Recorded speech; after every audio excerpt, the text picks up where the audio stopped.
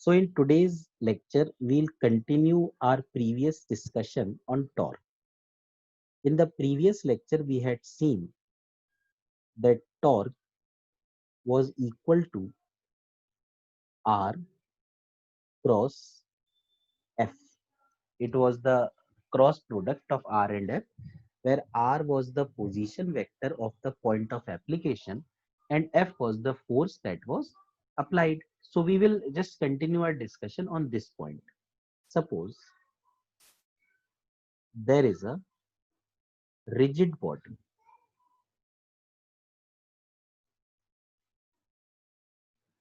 This is the axis of rotation about which this body is rotating. And this is a point at which force is applied. Now, if I draw the position vector, then it will be given as R. So in this case, the angle between R vector and F vector is given as theta. So what I can do is I can take the components of F.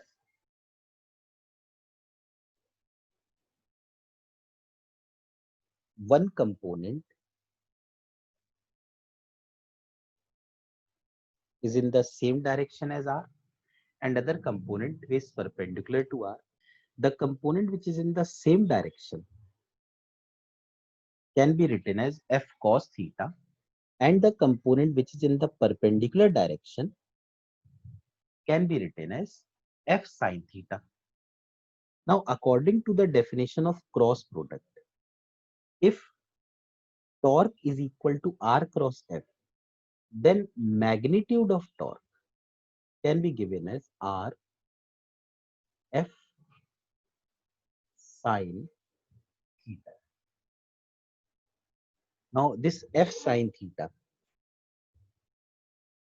as we can see from this diagram, F sin theta is the component of F which is perpendicular to R. So I can write that the magnitude of torque is R into the perpendicular component of force. So this is one formula of torque which we can use. We can also manipulate this in one other form. Suppose once again I make this rigid body. This is the axis.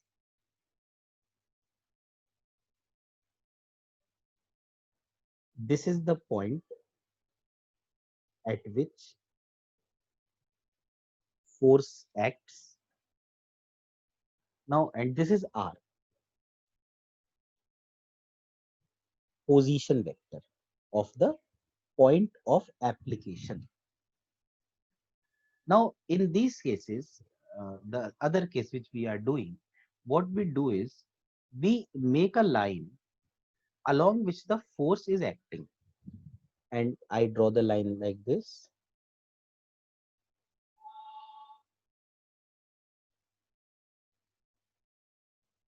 This is a line along which the force is acting. And this line I call as line of action of the force. Line of action of the force. In the previous part, we had drawn this line and the angle we denoted by theta. So this angle also will be vertically opposite and it will be equal to theta. Now, instead of taking the components of F in the as in the previous part, in this case, we will take the components of R. So this R can be resolved in two components. one which is perpendicular to the line of action and other which is along the line of action.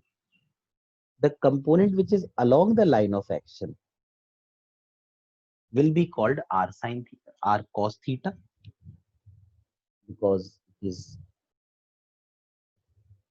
near theta, and the component which is perpendicular to this line of action, we call it as r sin theta, because it is in front of theta, so it will act as perpendicular. Now again, coming to the formula, torque was equal to r cross f. So the magnitude of torque was equal to r f sin theta. So this torque can also be written as r sin theta into f, and this r sin theta is the component of r which is perpendicular to the line of action. So I can write torque is equal to r perpendicular into f. This is the formula of torque. So we can summarize this. We can write that torque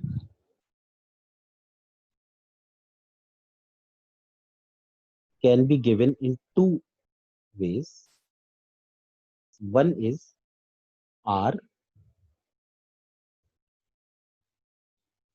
into f perpendicular, and other is r perpendicular into f.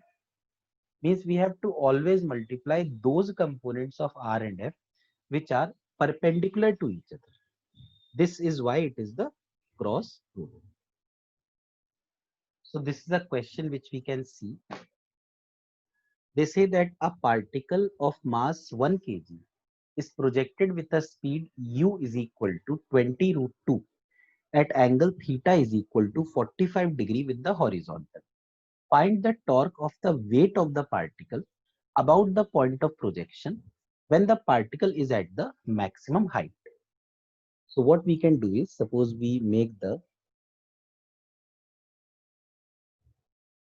x and y axis here.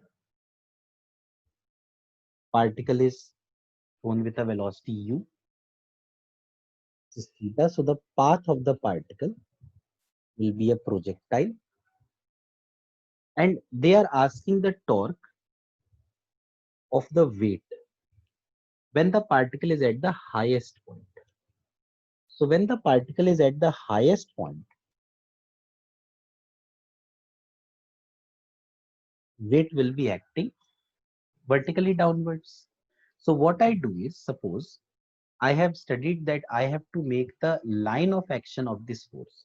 So I will make the line of action of the force, and I have to find the torque about the point of projection.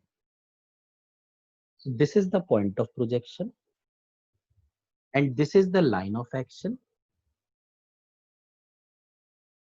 So the perpendicular distance between the line of action and the axis of rotation is r by 2, where r is the range. So the torque in this case will be force into perpendicular distance. So torque will be m g by 2, and r is u square sine 2 theta upon g. So I can cancel this g. So it will come out to be m u square sine 2 theta by 2. So if I put the values in this, I will just scroll the page a little bit up. If I put the values here, torque will be m is 1, u square, u is 20 root 2, so it will be 400 into 2 sine 2 theta, sine 2 into 45, which means sine 90 upon, and 2 is at the bottom. So we get the torque as 400 Newton meter. So I hope this is a very easy question.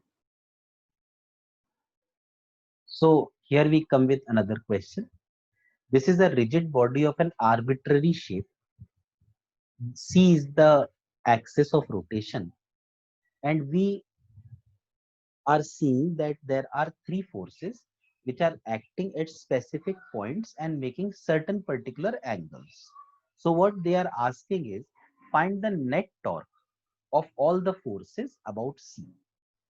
This question I have taken so that I can explain to you the formula torque is equal to R into F perpendicular.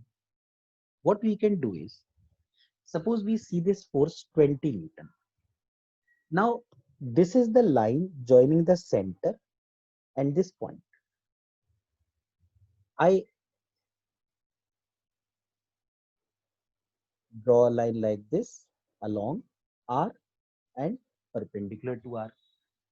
So this angle will also be 45 degrees. And there will be components of 20 Newton. One component will be 20 cos 45. Other component will be 20 sin 45, which I draw here. Now, as we can see that this 20 cos 45 is parallel to R, so it cannot produce any torque. And this 20 sin 45 can produce a torque. So I write here in red color itself that torque of the 20 Newton force is 20 sin 45 into 10 centimeter, which gives me 10 upon 100. And this force is in the clockwise direction, like this. Is rotating like this. So I write here in bracket clockwise. After this, we come to the 30 Newton force. As we can see, again, this is the distance. This distance is 5 centimeter. Now we can take components of 30 along R and perpendicular to R. One component will be 30 cos 60 and other component will be 30 sin 60. Now 30 cos 60, we can see it is along R, or we can say it is passing through C. So it is unable to produce any torque. And this 30 sin 60 will produce a torque, which I can write as torque of the 30 Newton force is 30 sin 60 into 5 upon 100, because 5 was given in centimeter. Now this 30 sin 60 will also be producing a torque in the clockwise direction. So I write here clockwise. If I take the 10 Newton force, this distance is 15 centimeter. But what I can see is this whole 10 Newton is acting along R. It is towards C. There is no component which is perpendicular to this R. So the torque of the 10 Newton force will definitely be 0. So two torques we are getting clockwise and other torque we are getting 0. So we simply find out the net torque by adding the two torques. So it will be 20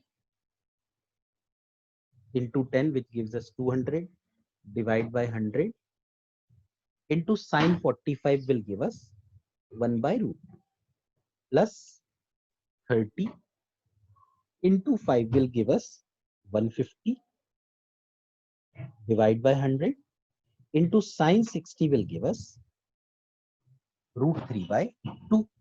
So we just solve this and we get root 3 plus 5 3s are 15, 5 2s are 10, plus 3 root 3 divided by Newton. So this is the net torque. So I hope this concept of torque might be clear to you. In the next lecture, we will study about Newton's second law for rotation. Till then, please like, share and subscribe this video.